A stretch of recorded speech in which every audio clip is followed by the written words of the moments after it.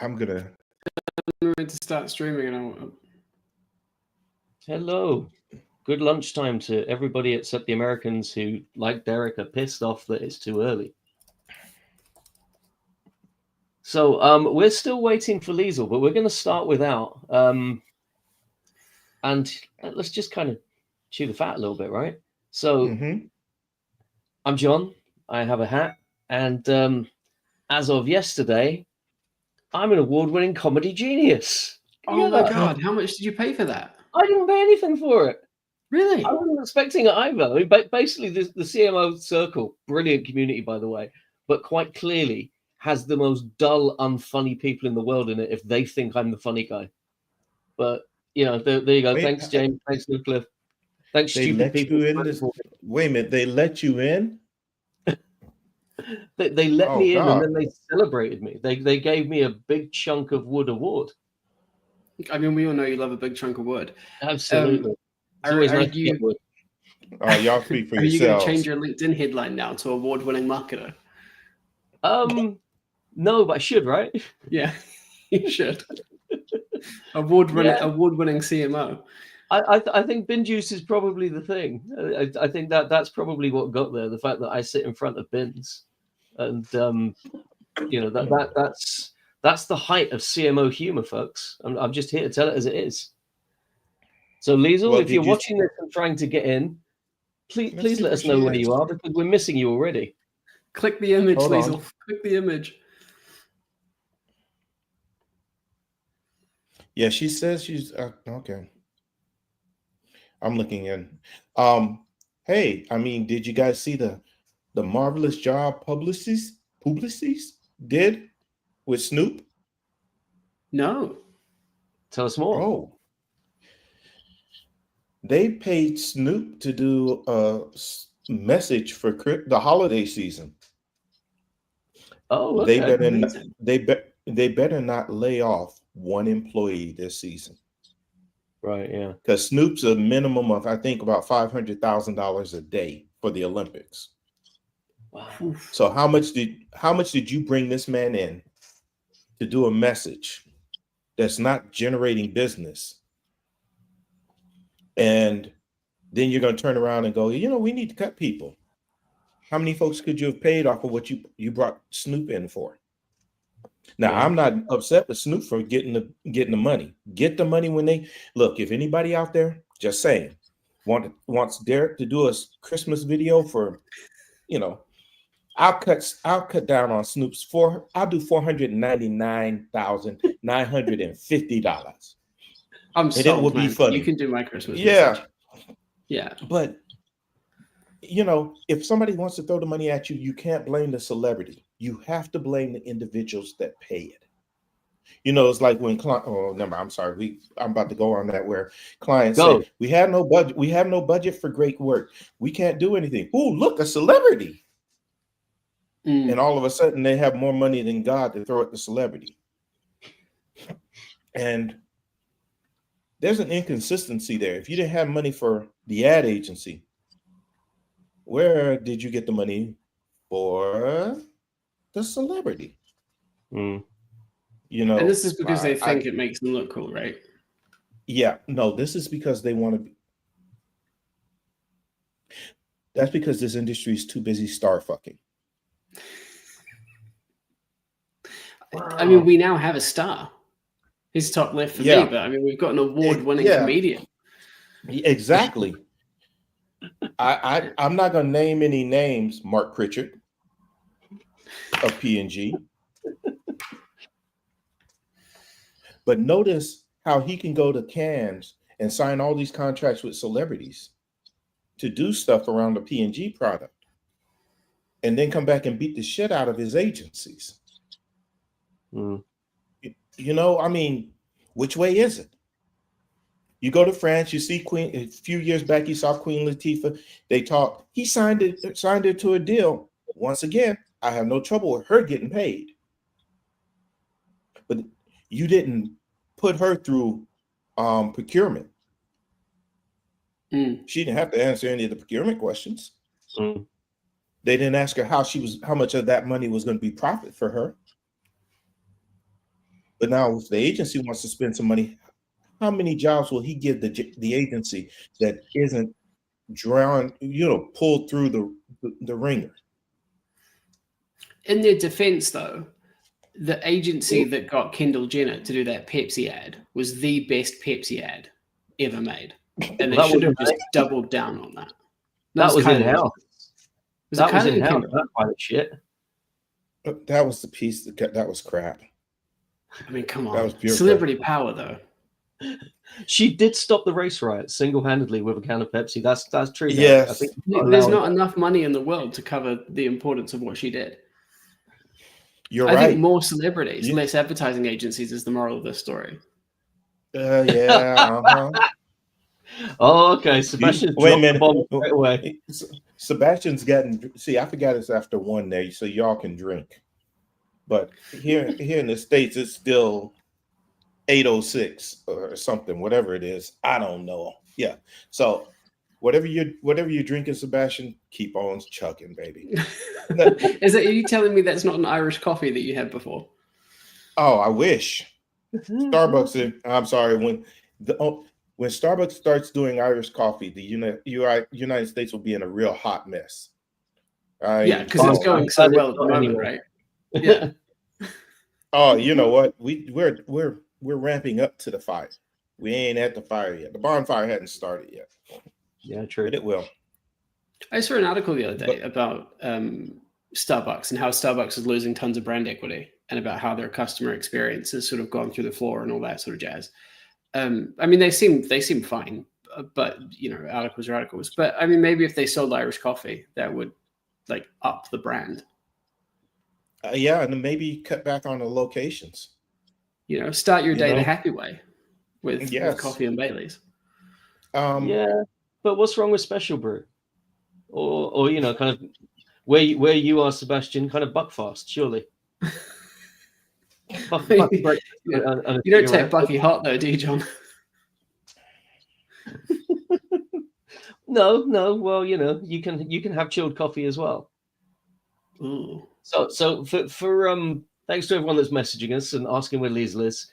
She's having some technical problems with her IT setup, not letting her into the system that we're using. So as and when she shows, we'll be adding her, because we're already feeling her loss. So listen to the shit that we've been coming up with so she's far. She's here now. In the chat. She's to let her in, but you won't do it because you're a fascist. Well, I can have her to stage, but I'm not seeing a fascist. That's what you are, John Lyons. Easily there. I'm here. Can you hear me? Oh, I can hear you. Hey, can't see you though. That's why I didn't let you in. Sorry, I thought you were still loading in. Okay, so all the cursing and crudeness has to stop now. Absolutely not. It's about to start, my friend. Hey, there she is. Yay! Yay! Fuck you, technology. We win. Humans win again. Fuck AI. Don't tell my IT people, but I hacked in. There was a back door, like in the movies, and I hacked it. Nice. Big fan. Nice. Not like that, John. Not like that. Did you guys see my joke yesterday? It was not a joke. I was in a meeting. Young lady was presenting. At the end of her presentation, she goes, "Now we're at the happy ending." And this guy in the audience goes, "Oh, I love happy endings." and she goes, "I like happy endings also." And I about fainted. I'm sitting there going, "Oh," I'm on the floor laughing. Because she's everybody's looking at me except the guy sitting next to me going, he's also crying. I'm like, "Oh dear God, I like happy endings also." That was my whole day yesterday. And so I came here in order to lower the tone, and it would appear that is unnecessary. Well done, Jim. Well, you know what Derek's like. I mean, for those of you that have only ever read Derek's kind of well thought out and kind of brilliantly written posts on LinkedIn or tweets on Twitter, he's in person. He's completely different. He's a foul-mouthed, disgusting beast. And quite frankly, I feel that he has lowered even my tone. And let's be honest, nobody thought that was possible, Derek. That's because you're a whiny little bitch. Hey, there he is. That was just for you. Oh, Listen, thank I bring up the caliber of the room, okay? But anyway, Well, you and Liesl Like- certainly do. yeah. So Listen, now that we're Liesl's all our here- redemption. giving back to the Liesl's our community. Right? yes. So So- you running this? Go.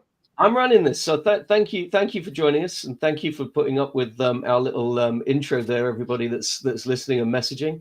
We are Yeah, now. if anyone stayed beyond the first 2 minutes, thanks so much. Jake's still here, I think. Hopefully Mel's still here. So I think I just want to kind of say, in all honesty, and then I'll go back to my usual gobshite, but it is genuinely a pleasure to be able to kind of sit down and talk all things marketing with Derek, Sebastian, and Liesl. So, they are amongst the smartest people I know. Derek and Liesl I've kind of treasured to myself for a little while, and kind of, we catch up quite frequently, but not as often this way. And basically they are, those two in particular, so me and Seb talk all the time because we work together quite a bit. But with Derek and Liesl, when I need real advice, when I need expert opinion, they are two of the three people that I would usually turn to. And Alistair Thompson being the third. They have all of the wisdom and knowledge of the industry and beyond. And so for anyone that thinks I know what I'm talking about, these guys know what they're talking about. Because, half the time if I come up with something good, I've already run it past them. So it's kind of a real pleasure to get on and just chat marketing. So there's no real set agenda. If there's anyone that wants to kind of throw in some topics in the chat, we can pick up on those. Greg Wallace isn't dialing in, Matt. I'm afraid he can't make it today. He's busy probably blaming, I don't know, dying children or something for him being picked on now. Because you probably don't know this, Derek, but he is a real bitch. So this guy's a kind of TV presenter who suddenly lots of women have come out talking about how he's inappropriate with his language, very sexualized, sometimes hands-on, going back a long time. And so he decided to come out on Instagram and blame middle-class women of a certain age. That went down well. Yeah, so And I can we abuse have been bringing it ever since. Mm-hmm. I've been following it because I thought it was one of our cabinet members, upcoming cabinet members, but apparently You can have them when if it you comes want. to no. Team USA has all the idiots it needs. We're gonna put a moratorium on them. I got to say, If though, anything, I was just going to say is that it's rare that someone can make Millwall even more hated, but Greg Wallace seems to have achieved that. yeah. I followed and saw the clip and I went, oh, because I posted. I'm like, there are days where I wonder if these people have friends and family. Mm. I mean, I got a group of friends who text me and go, you're on the edge, man. Pull back. Yeah. Somebody should have pulled him back a while ago. It's like this. He didn't deny it. He said that was humor that they couldn't appreciate. No, grabbing a woman's body part is not humor. Anyway. It's what happens when somebody doesn't have no said to them often enough. It's really simple to fix. People just need to say no to guys like that. And when it doesn't happen, it just escalates and goes on and on and on. And like And Derek men says, men need to say no to men like that as well. Yeah. Yes. So bad dog, John. Because women get tired. We get sick and we get tired. We get tired, we get sick of always being the one. And then you get told that it's because it's not you that's being sexualized, that you're jealous, as if you get told that you don't get the joke. Well, maybe funny then. It needs allyship from the men, the wonderful men. Need to be the ones. And the onus also should never be on the women to police men's behavior. This is a situation that men have created, and men need to fix it.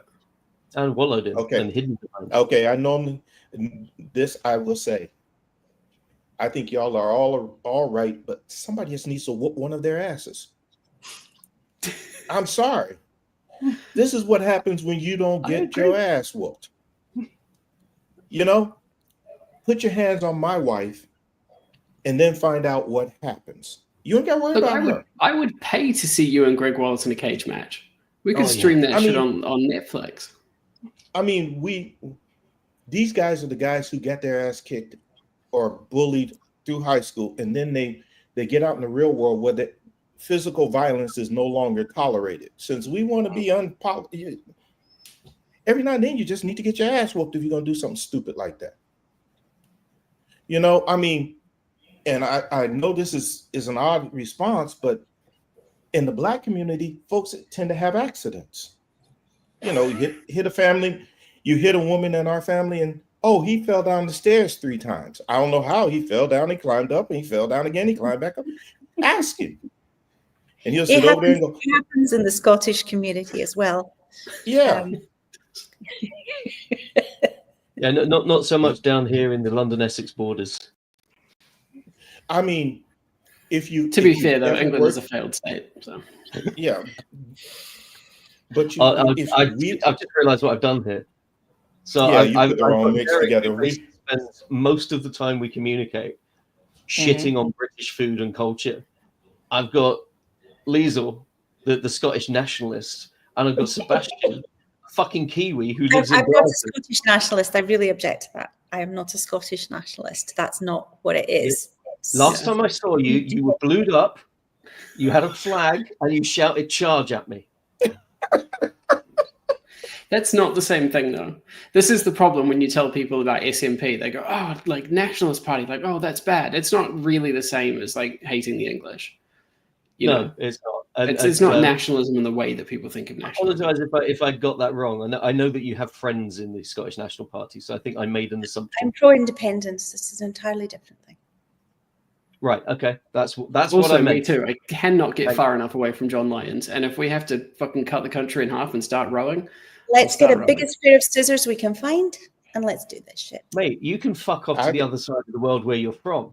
And Liesl, you couldn't even get on this call for 15 minutes. Don't start pulling me out. You need me. You need me. อ๋อทำไมฉันอยู่ประเทศไทยนะคะเขาเจ๋งมากเลยนะจ๊ะ is all I would say to you, Mr. Yeah. Yeah. Oh, we are so Those that all don't know, four- when all- Liesl talks Thai, she swears at me. all I 4 speak of us are several now languages. I've lived all over the world. Don't be putting me in a box. all 4 of us are now banned from any speaking gigs ever. So thank you. This is so Yeah. much fun. I like that. This The is funny like- thing is, of course, is that me and John never get speaking gigs, so I feel sorry for you two, but we've never been invited. Well, Oh, then let's get on topic. Sure. Let's get on topic, and we might get Yeah. to speak. Yes. Yeah, Right. So, I there's something that I wanted to get off my chest. And that is, we so here we are live on LinkedIn. Sebastian and I got to know each other through LinkedIn, myself, Liesl, and Derek from Twitter. When little things happen in our tiny bubble and everybody fucking explodes like the world is going to change about stuff that actually nobody outside of our shitty little bubble gives a shit about, it drives me mad. So I have an opinion on Jaguar. Of course I have an opinion on Jaguar. But let's do this. nobody in the world cares. I mean, our enthusiasts That's what- maybe. But No, that's where you're wrong. okay, correct me. Jaguar is still an aspirational brand. Mhm. I'm hearing from people who one day my ex-wife she drove a Tesla Model S for a while. She's now in a Alfa Romeo. Alfa Romeo. And her favorite car was the Jag convertible. And that was her next move. And now she's like, what am I supposed to do? The Jag is not building a model that I like. You know, she was waiting to see what the remodel for Jag was going to be. And no idea it was going to be shit. This is where we think you're going to fix a dying brand by just blowing up its heritage. Well, great. But then you better have a strong plan for building another heritage, building heritage and quickly. You're throwing away, And people, we say that, but you say racing green, British racing green, which was the only color of Jag. Mm. And car enthusiasts all over the world know that color. Jag had, this is us in the damn social media 5 minutes out mentality. Jag had a heritage. Mm-hmm. I'm not upset that they're going all electric. I'm upset that they're going all electric without any kind of style or swagger that Jag had built up on. I mean, what they did is they told them, you know, those last few decades, I'll just totally forget them. I agree with all of that. I agree with all of that. But I just don't think people outside of our marketing and advertising bubble are as outraged about it as we are. I don't think they're as passionate about it. I don't think they care as much. Well, who was buying Jags? It wasn't us. No one. Like literally no one. Was this buying is my Jag, whole argument, is that no one gave a flying squirrel about Jags until 2 weeks ago when they changed the color to pink. And everyone was like, oh no, Jag is a heritage brand. And they sold like 6,000 cars last year. No one gives a flying fuck about the Jaguar brand. The funniest thing is I live in Columbia, South Carolina, and it is an old person car.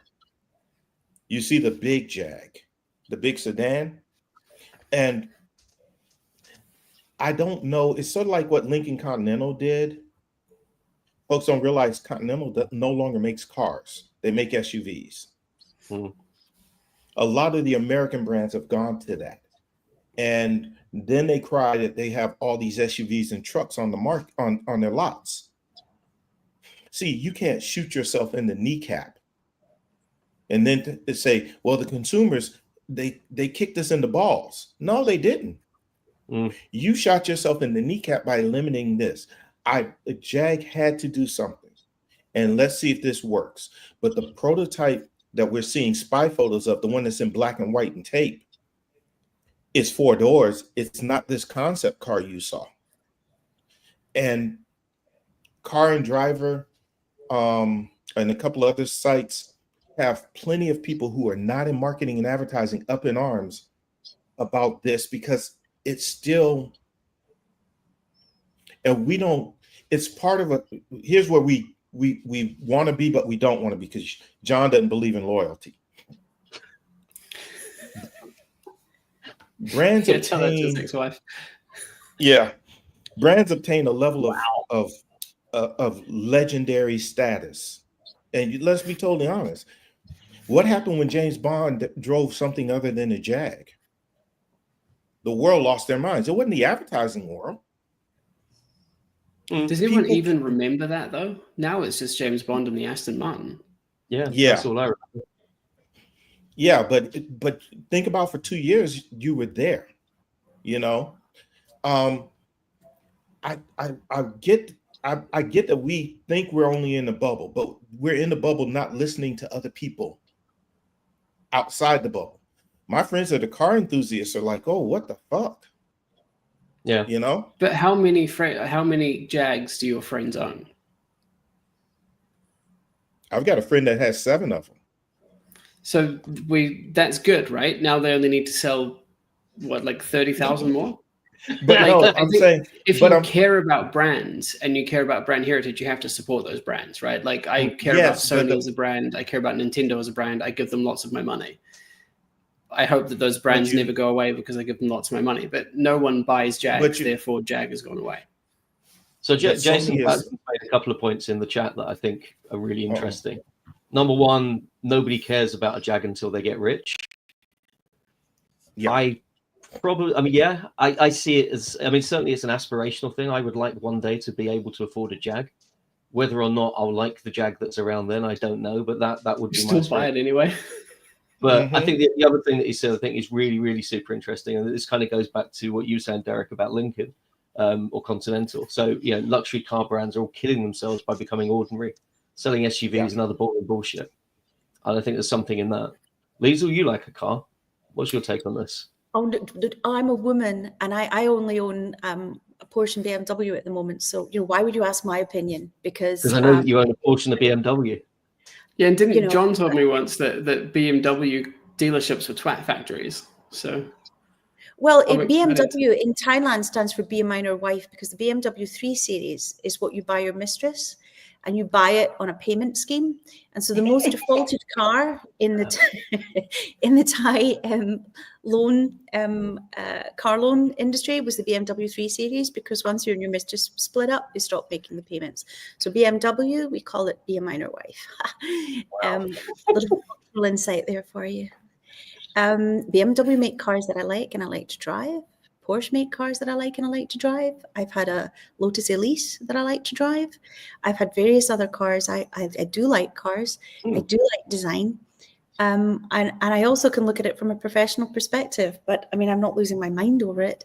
I am in the market for it, and they haven't done anything recently prior to this being launched that's impressed me. So what I think is funny is that now people are interested in it, and they're kind of giving it yammer.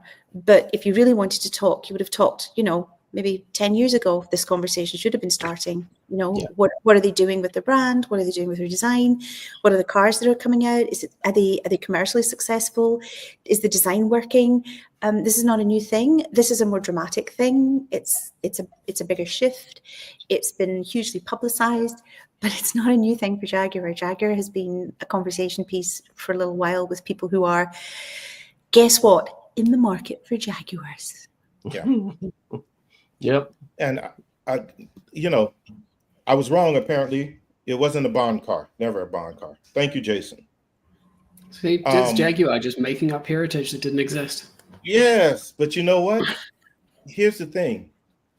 I agree. Lisa's right that it's a small market, but here's a thing about luxury, and this is a bigger subject for us. Every brand now is a luxury brand in cars. Every car manufacturer has a luxury car. The definition of luxury is changing, whether for the good or the bad. So this behavior for us was, I think that's what has to come down to. What's the first brand to really redefine what luxury is? See, to me, the luxury is still the sound that certain cars make when you close the door. You step on the gas pedal or the pedal, because electric cars don't count for this. You step on the gas pedal, and what happens is a response. It's a driving experience.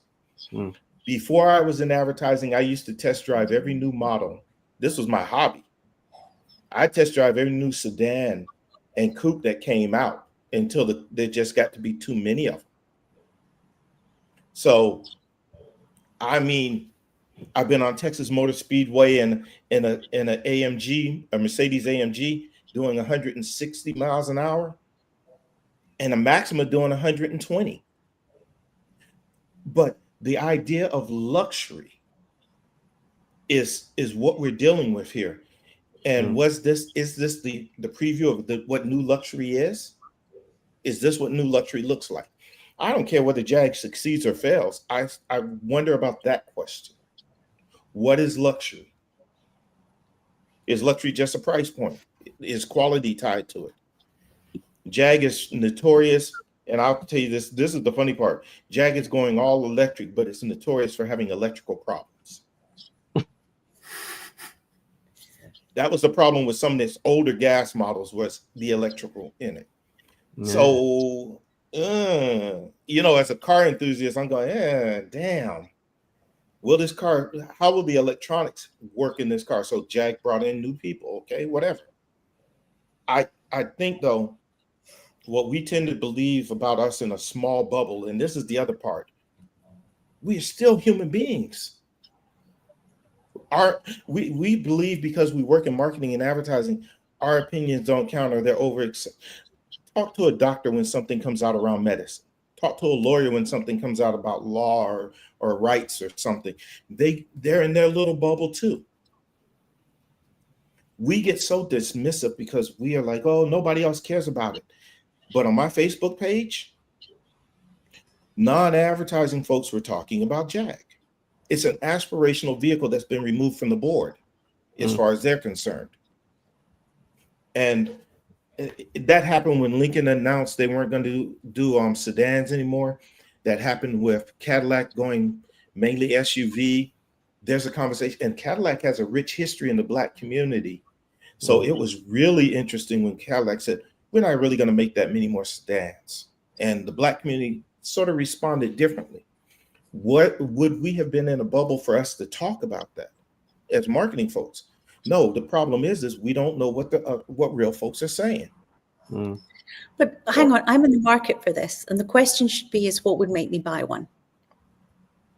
Yeah. Is it the color pink? It is not the color pink. You can tell I don't have a car. But there's a thing about, sorry, Derek, but I was just going to say that there's, building on your point, was to say that, there's luxury, there's being in the market for buying luxury. And then there's also the fact of buying something that how people will view you, what it says about you if you have that luxury. Now, the car that I drive, has very little on the outside of it. It doesn't have the engine size. It doesn't have anything on it. I like my handbags. I have nothing with brands that are, blingy bling. They're luxury, but I don't want them to scream anything. Which is not the way the Asian market is. And I think Jason's on here as well, which is very much about large brand and logos and stuff like that. And there's a lot of stuff in different cultures where logos are important. For me, I'm one of those subsections whereby I don't want to have a logo on it. And if everybody else has got one, I don't want one. So can I just ask, is that also because you live in Glasgow and walking around with the logo is a danger? I live nowhere near Glasgow. Oh, okay.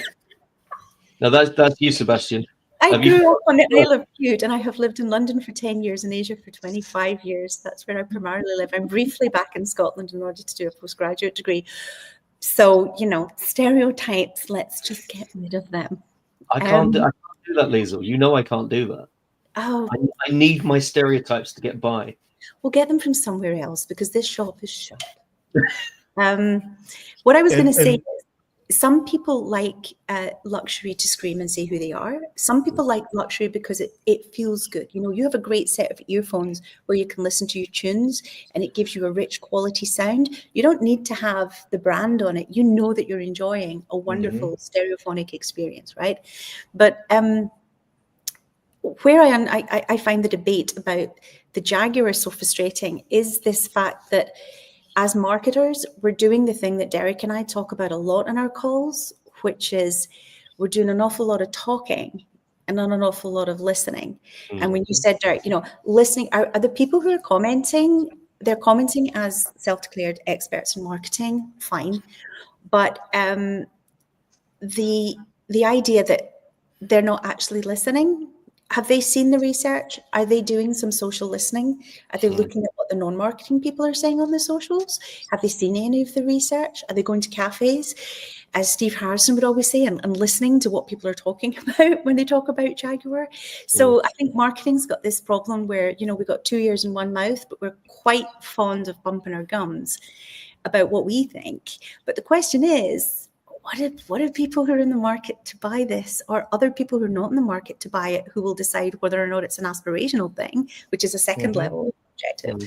What are they saying about it? And I see no discussion of that. It's like, I think this and I think that. And it's this big didactic, my opinion or the highway type discussion, which makes me think, ooh, you're a bad marketer. Your ears are for decoration only, and your eyes too. They're here to be used to understand and get insights. And Fabriona, who's on the call as well, about that. How do you get insights from people? Is by shutting your damn mouth, listening and seeing and observing what the real people that we've been talking about are actually doing. Then tell us what you think. Amen. So those people aren't buying Jaguar. Okay. Just saying. Which people? Any of them. No, but if you want to understand whether or not something is a good marketing move or not, it's not really about what somebody who's not, it's about whether or not it's going to be a successful commercial move. End of discussion, really. 100%. Marketing it's a business function, as I've always said. So we've had a question in from my favorite saxophone player for Big Daddy Kane. Jake Saunders. Sorry. Ask him if there ain't no hot stepping, would you? Don't get me started on this again. Just starting right now. So he said that, kind of, and I think this plays into what we were just talking about. We're told to ignore our subjectivity and be objective. We're not the customer. First rule of marketing. But what role does self-reflection play in marketing? Why is it good or not? And then how do you elevate your reflections to the C-suite? Most marketers are nowhere near the C-suite. Mm-hmm. That part. Oh, you're like, you ever sat in the C-suite? Have you ever presented to a board? Nuh-uh. Okay. I did, but not. The funny part is most of mine was before I was in marketing. I mean, it was in advertising. I totally agree. I think we have to do a balancing act. Yes, I'm not the target audience for some products, but if you start talking about certain products, I'm the target market, and I'm more of the target market than I want to acknowledge. We've got folks who never watch TV, and that's a marketing thing. I'm trying to get to answer this because I believe in balance.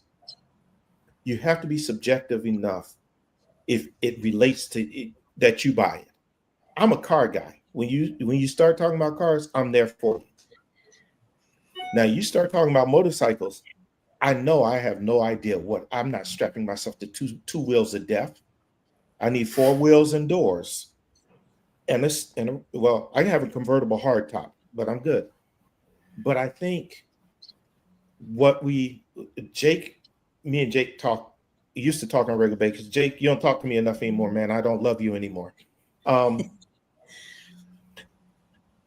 we talk about subjective and objective, are we talking about removing our humanity when we go objectively? And that's what I struggle with, is we want to do this on data points and research and all of this, but we don't trust our intuition. We don't trust our understanding of humanity. I can't measure that always, but I can be objective even then. I know I'm not the target audience for this. I wouldn't do, this is going to be whatever. I'm sorry we talked about JAG. I need something other than JAG to use as an example. Why don't we talk about depends, and let's see how many of the marketing bros on LinkedIn get really hyped up if depends, the thing for adult incontinence. Let's say depends for a redesign and a rebrand. Would people get all up in the marketing director's face about the new shape of depends? It's outrageous. The old shape was a classic. Would they? I think if they took out the anti-chafe seam, then yeah, I think people would take to the street. And now we're talking to an expert, Sebastian. That's product marketing, right? Listen. And because I'm coming off of prostate cancer surgery, having a prostate removed and everything, I never thought before I was 80 I would ever know anything about the pens. Now I'm sitting here going, exactly how are they redesigning them for men? Okay, because function wise, they could stand a redesign. Let's talk about that. But see, here's what happens is there are a bunch of men in marketing who've had prostate surgery or issues down there who will ignore their situation completely because they're going to be objective and not say, in a meeting. I mean, I'm saying that here, and I don't mean to make light of it, but I'm sitting in a men's prostate group, cancer survivor group, and I'm sitting there listening to guys go, well, I only wear 2 a day. And this is back when you got to relearn, your bladder has to relearn how to work because they put that catheter in you. I'm going to give you a bit too much information. And that catheter is a torture device that should never exist. It should never, but you have to learn how to use that part of your body again. And I'm sitting in the group and this guy goes, well, I only use 2 a day. And I'm going, you're nasty.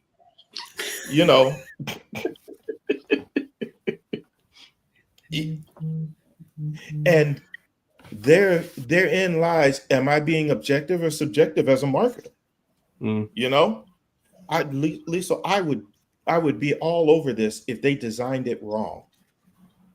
But I understand now, and having a father that, was dealing with dementia, I've got friends now that reach out to me and ask, well, what did you buy your dad?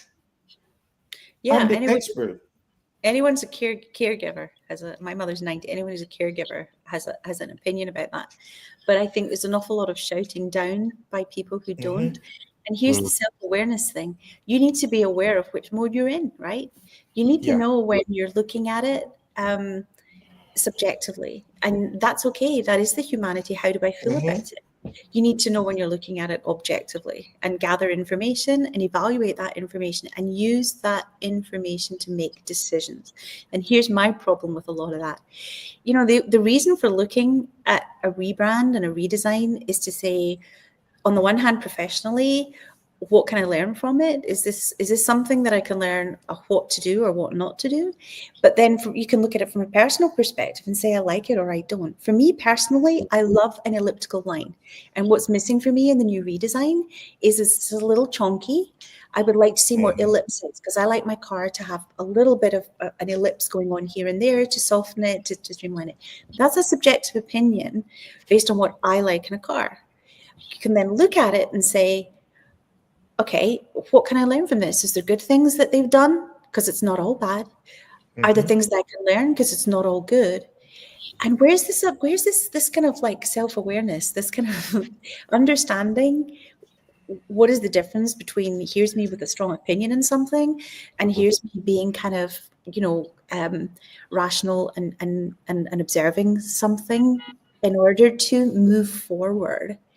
And not just in order to get myself a few clicks because I've made some contentious comment and look at me. Sorry. Oh, I just wanted to say my question for the group is how much of this do you think is marketers that are shit at their jobs or that aren't being objective when they should be, and how much of it is just, this is the heat of the moment, this is going to get me clicks, this is going to get me views on LinkedIn. Like how much is pile on versus how much is actually considered thought? I think 80% of it's pile on, at least. I really do. But can I circle back? Sebastian gave a great example about subjective and objective. He asked about the Kenner, what's her name? Jenner? The Pepsi? Was it Kylie Jenner that did the Pepsi ad? Or Kendall Jenner, yeah. There were Black people in the room who subjectively knew this was a bad thing. But objectively could not defend it, couldn't defend their position. They just knew deep in their hearts, this is going to get Pepsi lit up. Yeah. And this is what I'm talking about, the balance. The balance should have been that their subjective view should have been a red flag to the other people in the room who were not like them. But what people fall back on, well, it tested great. And the Black people in the room going, I don't think you tested the right folks or you didn't ask the right questions. This is going to end badly. And they were pretty much silenced and moved aside. And this is why I say it's a balance. When objectively it looks like it's going to work, but deep down in your heart of hearts, this is going to offend people. This is going to piss off folks. Do you think there's a problem with individual marketers, advertisers, whatever, kind of not feeling that they can be subjective? Or do you think it's a problem that actually there's not a safe space for the Black people that were in the room watching that ad to say, actually, guys, do you think they could have said that, or they said it and then they were shoved under? You might know the answer. Can I pile on to John's question real quick, which is just how much of it do you think is power dynamics as well? Yeah, there you go. Oh, I think all of it is power.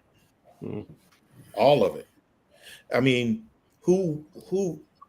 it's a different dynamic for me to sit in a room with, and I have been the only in so many rooms, the only Black person, period, at an agency in the creative department of an agency of 800, the only Black person. So when I sit there and go, I think y'all might be screwing up. That's not how Black people relate to each other. Mm. I've been fortunate enough to have bosses that go, okay, we might want to listen to Derek. And then I've been unfortunate enough to have, well, we tested it, and what do you know? And you can't represent all Black people. You're right, I can't. But you know what? I told you this. You know, it's not one or the other. It's both. There were people in the room who raised concerns. Their voices did not have the power or the weight that it mattered. And folks had already, certain people had made a deal and signed a celebrity, and they were already rolling. Pepsi's had this trouble before. I don't know if you remember. They let a Black rapper do a commercial where, in the lineup, one of the people that they were trying to identify was a goat. So it's 4 Black people and a goat. Like, we all look like goats. And then they wonder how this shit goes bad. Once again, it's not, we want it to be this. I'm sorry. We want it to be this, or we want it to be that, when it's both. Yeah. If you don't respect the person enough that they have power to speak, if the person in power doesn't listen, I mean, the whole dynamics is just, and let's be clear, this happens with women. This happens with others. You know, this is not just and this happens between white men. I mean, I've got an art director who's overweight, or used to be overweight, and the disrespect he got just on his body type would piss me off. You know, he's a great art director. He's intelligent, he's creative, but you're stuck on how he looks, and you dismiss what he says. And I don't know how. It's not one or the other. It's everything. Yeah. I'm looking at questions. It's interesting because Jacob has said that the pylons are a function of the platforms. And I do think it is interesting how people portray themselves on platforms. Now, you know me, I'm very kind of authentic. I say what I think. That's, you know, there's no filter, sometimes to the point of it being detrimental to me, but never mind. That's who I am at this point in my life. I tell it like it is, but hopefully not overly so. And I try not to tell people what to do. I give them an opinion, an experience, a lived experience. And you know, this is how I see it, but I would never tell anybody what to think or shut people down and say, you can't criticize this. But what you see on the platforms is extraordinary, because, you know, the platforms, I mean, you can tell who somebody is by how they use these platforms. And as marketers, shouldn't they be the most aware of making themselves look like complete and utter, and I'm really trying to find a word that's not super sweary. Well, you're trying not to use the C word. Do you want me to use the C word? I don't mind. If you see content. Or the D word. They look like all dicks. of them. The C, the D, the F, the B, the I was going CBD, for cowards. What were you going for? Coward was exactly on the nose. Well done. They're trying, you know, there's a way of interacting with people in person, and there's a way we interact online. That's a thing. Then there's actually attacking people versus engaging with people, and that's a line that gets crossed. But then if you don't respect other people, or you don't understand the difference in face-to-face versus platform interaction, at least at the very basis, be selfish enough to realize you're making yourself look like an unemployable idiot, because who would want you on their team, or who would want you as their agency or client if this is how aggressive and shouty you are? So, you know, there's a difference between considered criticism and telling it like it is, and really going for people. And I really genuinely worry for the mental health of some of the junior agency people who worked on campaigns. When people get the blast at them, you're like, guys, this is somebody's work. You know, there's ways and ways. And really, as a profession, you know, do you get lawyers going on to these platforms and, yeah, well, you were shit. I saw your defense. I saw the way you approached that. That was bullshit, man. This is no. So why are we doing? Why are we? Have you even read Kramer versus Kramer? Have you fucking read Kramer versus Kramer? That would be really good. I'd like that. I could see Chris doing that. This is why we're not in the C-suite, though, right? Like, this is your point before, Lisa, right? We're not even in the room, and we're not in the room because we're a bunch of children who shout at each other on the internet. Do you know the marketers who are in the C-suite? The ones that are not shouting on platforms. So we never hear them because that's not how they choose to say what they want to say. If they think something sucks, they'll do it in a different way. They want to give feedback, they'll give feedback. They'll have private conversations. They'll, they might say something publicly about, this is an interesting thing to learn from. But most of them would never dream of getting involved in these takedowns. And they're the people with the budgets and the money. So good luck with your, self-attention. You're showing yourself to be just an aggressive, self-obsessed, clickbaity, desperate for the oxygen of publicity person that you are. Do I want you to come and work on my business? No. Thank you. Bye-bye. Well, I'm gutted that there's no bow to the king emoji right now. I feel like we just need to. And I think to answer Jake's question is, I'm not sure it's a function of the platforms. It's a magnification of bad meetings, bad in-person meetings. We've all been in those meetings where brainstorm meetings, dear God, they should go away and die. They should die a horrible death, because this is really what social media is. It's bad brainstorming meetings. You've been in those meetings where people don't understand the rules of working with each other and interacting. I was going to read, and I'm just going to say, I think from the philosopher Mike Tyson, social media made y'all way too comfortable with disrespecting people and not getting punched in the face for it. You've really come out swinging on this whole punching people thing, haven't you? There are a whole bunch of people who just listen. After the election, I'm sorry, but you can catch these hands now. I'm not the one. And you got to understand it's changing for us over here. And I say for us, I'm already having to look at Southern white people and go, you know what? Don't let your president get you in trouble. He's got Secret Service.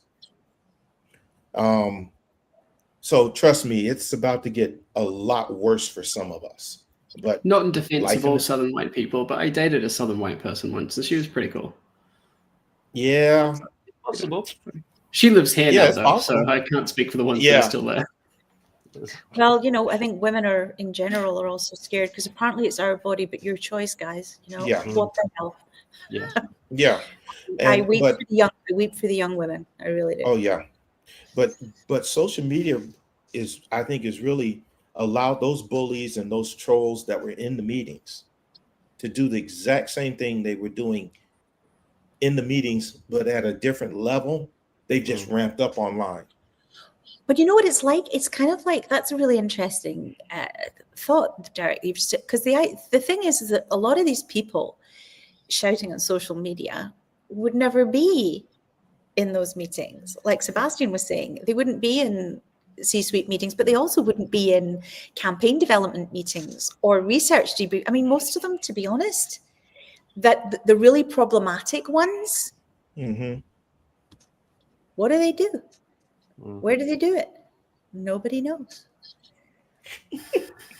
Yeah. So now they get to be in the meetings. Sorry, now they get to be in the meetings online, but nobody's listening. Nobody's asking for these opinions because they're not helpful. We know what's helpful. We look at something. You can look at something that Derek or John or Sebastian or a lot of the people on here, Fabriona, Jason, Mel, all of those people. And you know that when you're going to read your post, you're either going to come away having, you've had your thoughts provoked. You're thinking something. You're asking yourself questions. You're thinking that's a really interesting perspective.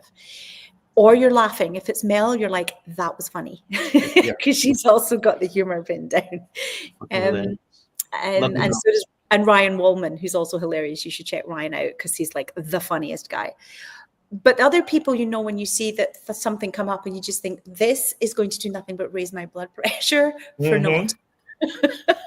And Yeah. you don't want these people. These are not people who would ever be in a room because of that's the way they are. So But- I listened to a podcast the other day. It was recommended to me by one of my chums in the CMO circle. And Simon sort of said, yeah, have a listen to this. I won't talk about who it was, but it's someone that I have blocked and muted on every platform because I don't like the way that they present their opinions. Now, what they said on the podcast absolutely aligns with my views on good marketing. But the way that they present, the way that they've always looked to shout over and to bully people out of arguments, even when they're agreeing with them, just made me want to punch them in the throat. And it made me disrespect them hugely. And You didn't talk about my latest podcast like that, man. That's some bull. That's some bull. And I will see you in a couple of days. I'm just gonna go ahead and waste my credit cards. Just this, you're gonna earn an international one, man. That's some Hey, there was no need for that, man. Come There's no over need here, for that. bring some of your seasoning, okay? And you can cook me a meal. I'll buy you some nappies, and I'll show you all the stuff I've got here from my time in fucking loyalty, which you will constantly make me bite on by saying I don't believe in it. You son of a bitch, every single time. But come over here, bring the skill. Okay. The It better not be American Mel's use of reference- podcast either, John, that you're shitting on right now. Yeah. No, it's not. It's not. I Mel's need podcast. I need an explainer on what's a nappy. Oh, Diaper. A diaper. Okay. I'm That sorry. Don't worry, they chafe free. I'm sorry. There's something in my eye. Oh, So- You showing that finger reminds me, going back to prostate cancer.